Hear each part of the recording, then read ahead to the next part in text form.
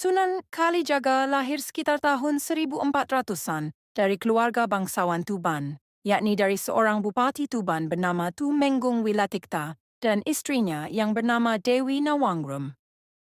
Kala itu, nama kecil beliau adalah Raden Sahid. Dalam beberapa literatur, dieja sebagai Raden Said.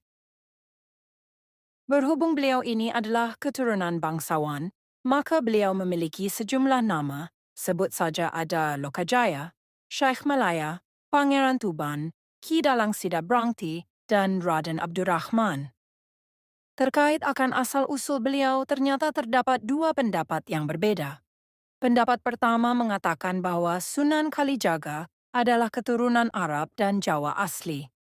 Sementara pendapat lain yang didasarkan pada babat Tanah Jawi mengungkapkan bahwa Sunan Kalijaga adalah orang Arab.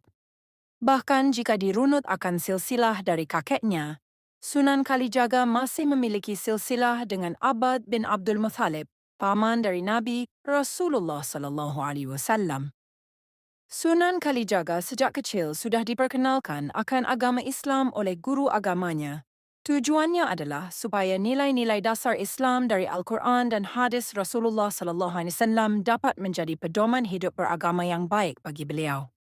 Selain itu, sejak kecil beliau juga telah diajarkan untuk memiliki jiwa kepemimpinan terutama dalam menyelesaikan suatu permasalahan.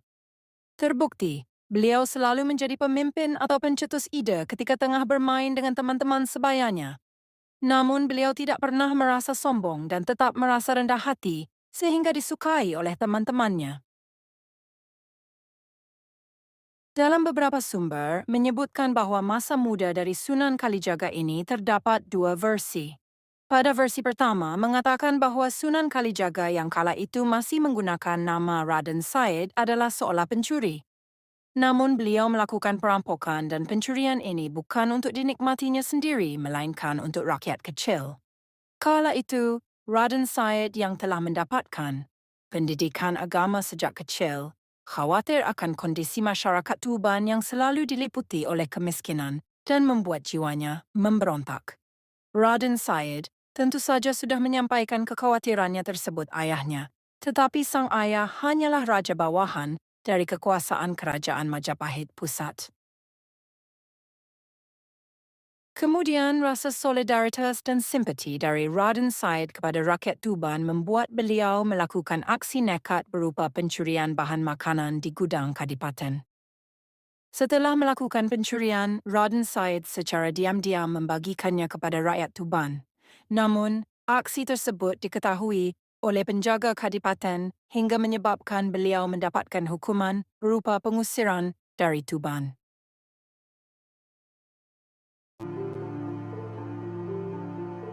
Setelah diusir dari tanah kelahirannya sendiri, Raden Said mengembara tanpa tujuan yang pasti, tetapi tetap dengan misi yang sama, yakni merampok dan mencuri demi kepentingan rakyat kecil.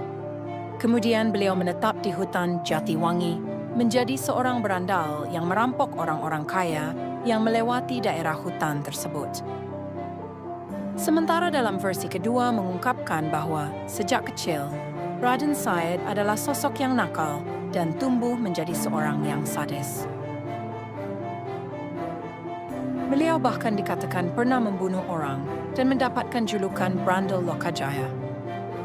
Singkat cerita, kenakalan Raden Said berhenti setelah bertemu dengan Sunan Bonang dan bertobat. Berdasarkan serat Lokajaya, kala itu Raden Said tengah bersembunyi di hutan sambil mengintai calon mangsa yang lewat. Kebetulan saat itu terdapat orang tua yang menggunakan pakaian serba gemerlap yang tak lain adalah Sunan Bonang. Lantas, Raden Said langsung mendekat dan merampas harta dari Sunan Bonang. Tetapi sang Sunan telah mengetahui niatnya tersebut dan mengeluarkan kesaktiannya dengan menjelma menjadi 4 wujud. Melihat hal itu, Raden Said merasa ketakutan dan melarikan diri. Namun kemanapun dirinya pergi, selalu berhasil dihadang oleh Sunan Bonang. Hingga pada keadaan terpojok, Raden Said merasa takut dan bertaubat kepada Yang Maha Kuasa.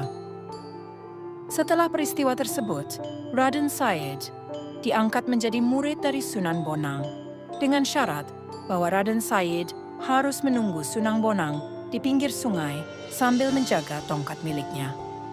Penantian Raden Said di pinggir kali itulah yang menjadikannya disebut sebagai Kalijaga, yang berarti menjaga kali. Menurut sejarah, Sunan Kalijaga memiliki 3 orang istri, yakni Dewi Sara, Siti Zainab, dan Siti Hafsah. Dari pernikahannya dengan Dewi Sara, beliau memiliki 3 anak, yakni Raden Umar Said, Sunan Muria, Dewi Rukaya, dan Dewi Sofia. Sementara itu, dari pernikahannya dengan Siti Zainab, anak dari Sunan Gunung Jati, beliau dikaruniai 5 anak, yakni Ratu Pembayun, Nyai Ageng Panegak, Sunan Hadi, Raden Abdurrahman, dan Nyai Ageng Ngerang.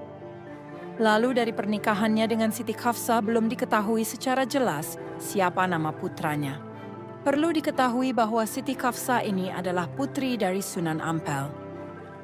Masa hidup Sunan Kalijaga diperkirakan mencapai lebih dari 100 tahun, yakni sekitar pertengahan abad ke-15 sampai akhir abad 16.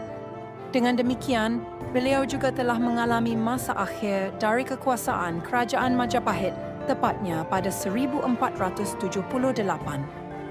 Bahkan beliau juga ikut dalam upaya merancang pembangunan Masjid Agung Cirebon dan Masjid Agung Demak. Sunan Kalijaga kemudian wafat sekitar tahun 1680 pada usia 131 tahun. Beliau dimakamkan di Desa Kadilanggu yang terletak di Demak.